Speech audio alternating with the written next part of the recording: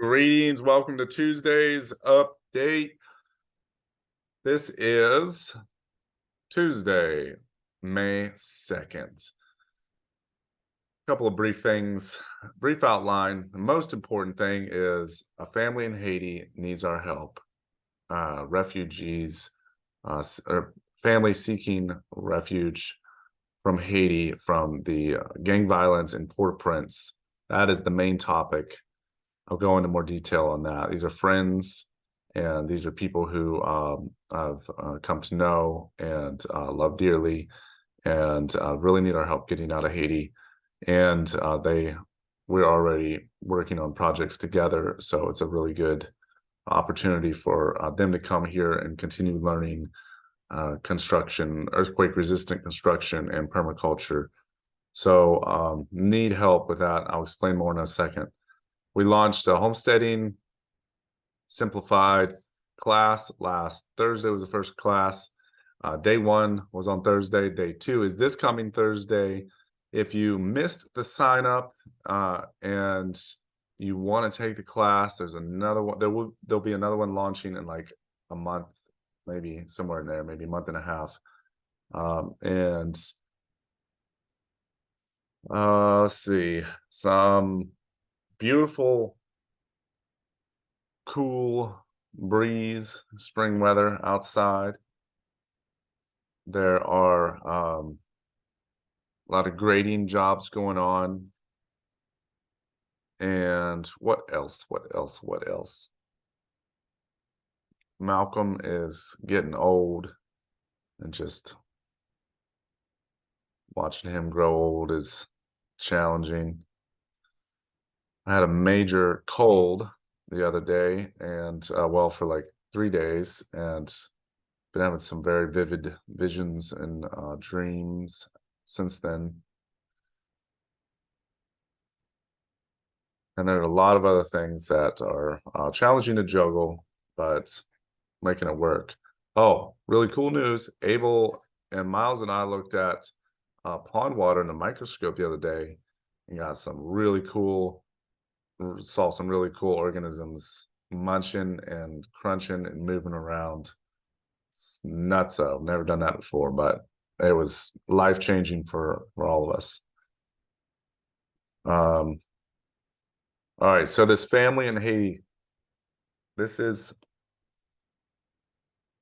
a family that I traveled with when I went to Haiti 2 Januaries ago.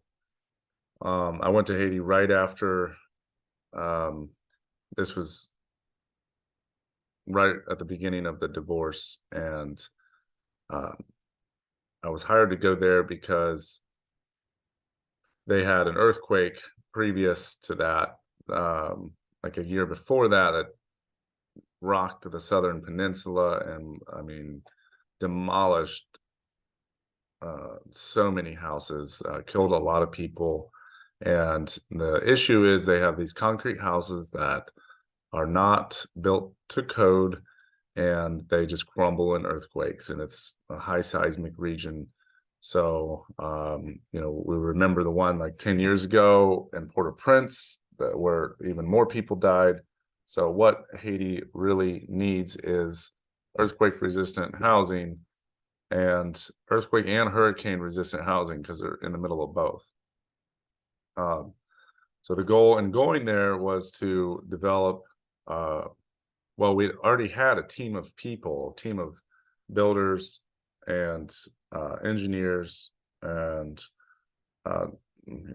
several other people, helpers, president, CEO. There's a whole organization called Fadche, I think is how you say it. They hired me to go there. When I went there, I met Pastor Morena. Pastor Morena and his wife. We went everywhere together. It was me, Pastor Morena, Kerline, and the president. I can't remember his name right now, but anyways, amazing group of people. And I just got to tell this story. When I got there, the gang violence had already started occurring. See, about sometime before I got there, the president had been assassinated, and then so there's no president. So the government's crumbling. It's always been a lot of corruption there. Well, gang violence started happening in Port-au-Prince. People were getting kidnapped. So I was terrified. Like I'm, stand out like a sore thumb in Haiti because it's not very many white people. And so I was like, man, I'm like, even like guys at the airport were like, "You're going to Haiti? What the heck, man? Are you crazy?" So I was terrified. I got there. We got in the car. We started driving, and Pastor Morena, um, who speaks pretty decent English, but who told the driver to pull over, and he was like, he just started praying, and he prayed over the whole car. And Curleen was translating in English, and he's just praying for safety and protection. And uh, I just felt so like right after that, I just felt so safe. Like immediately, it's like I felt the spirit there. And so we traveled on for a week and traveled all over the country, and never felt in danger again. And that was just like my own feelings. But um, that first night, I spent the night there, and I they gave me a room all to myself, which I didn't think much of at first. I was like, oh, cool, this is my room. Well, then I walk out, like I woke up the next morning to the most beautiful prayer and songs, like worship songs, Haitian Creole worship. And it's just like, it's French Creole. It's just such a romance sound. This is so beautiful. And I was like, gosh, what is going on? This is amazing. And I didn't really go check it out. I didn't know what was going on. And so I was like, doing my own thing. And like 2 hours later, they came out of the room, and everybody's just so refreshed and revived, and like had been, crying and singing. And um the next day, they invited me in to the room, and Pastor Morena prayed for me. Now, they had already known what was going on in my life. I told them about the divorce. I had been like crying, and told him what was going on. And uh Pastor Morena prayed. He was like, "I'd like to invite you in and pray for you and your family." And he invited me in and prayed. And uh everybody in the room, there's like 20 people, and they're all praying for me, and like calling out to God and saying, "Thank you, Jesus." And they were there. Most of the people in the room were speaking Creole, and Curleen was like translating for me. And it was the like first time I'd ever experienced anything like that in my life. I was there with them, and it just felt so much like family. It was like one of the greatest things um, anybody has ever done for me. And they prayed for my family to be able to come there and stay there, and have a home, have a home there. And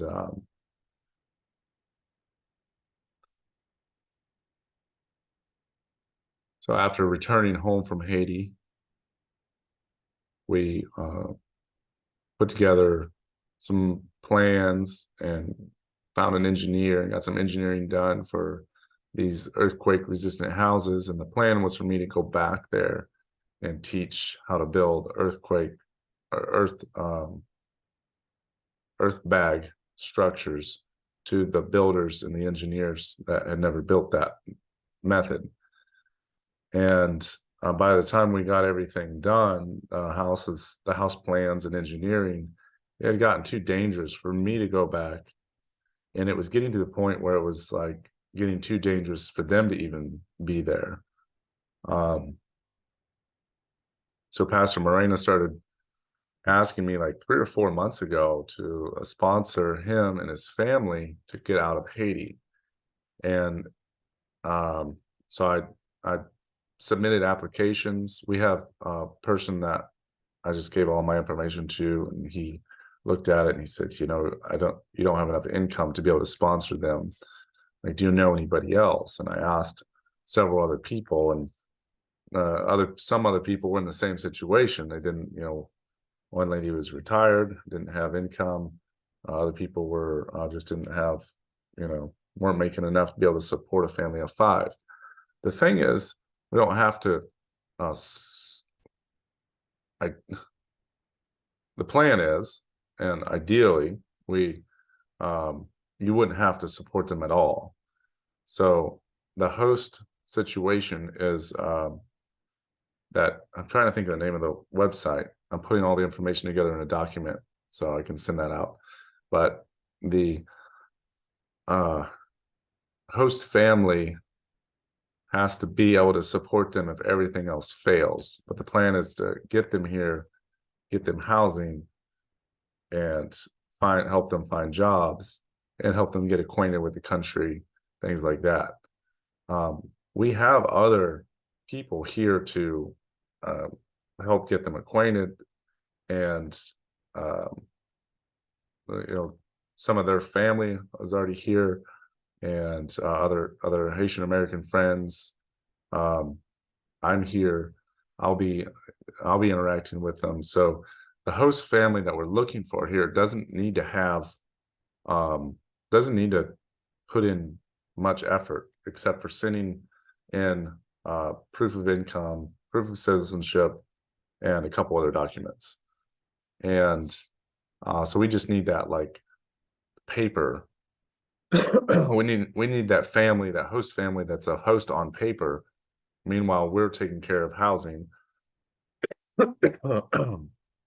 Caroline Matthew is the president, or is the CEO of this organization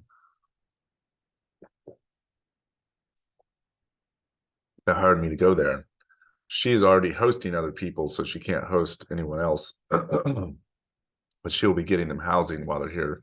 I will be helping them find jobs and employing them in Treehouse Trade School, and teaching them some of the things that I was going to go there to teach them before. Oh, excuse me. So I'll be partially their employer and then helping them find other jobs. Caroline is taking care of their housing. Audric is taking care of all the paperwork, and together we're all helping to show them around. We also have some other friends. The folks that I initially traveled to Haiti with are here, and they can speak they're Haitian Americans. They'll speak the native language and help take care of them as well. So all we need, somebody on paper to be the host family, or a couple of host families. We could, essentially, one family could take on 1 or 2, another family could take on 1 or 2. So that's my ask. If you can help with that in any way, if you are comfortable, confident enough to be able to help with that. Now, here's what I don't think I made this made it sound as as real as it is. But there's gangs are taking over Port-au-Prince. They're kidnapping and killing people. They've already kidnapped Pastor Morena twice, stolen his phone, laptop, all of his valuable belongings, forced him to pay money in order to get released. So Pastor Morena's family is in hiding right now. And he is also being extremely cautious, but he's still present with his church. So he's just trying to get out and get his family out, and needs our help. And he's relying on me, and me with so many other things on my plate. I feel terrible for how long it's taken me to actually make this video. And my head is just not all here right now. I apologize. I know I'm kind of bouncing around, and I'm not extremely organized. But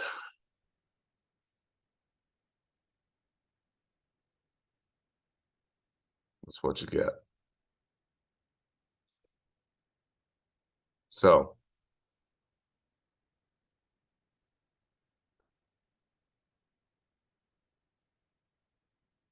that's all, folks. Reach out to me if you feel like you can help.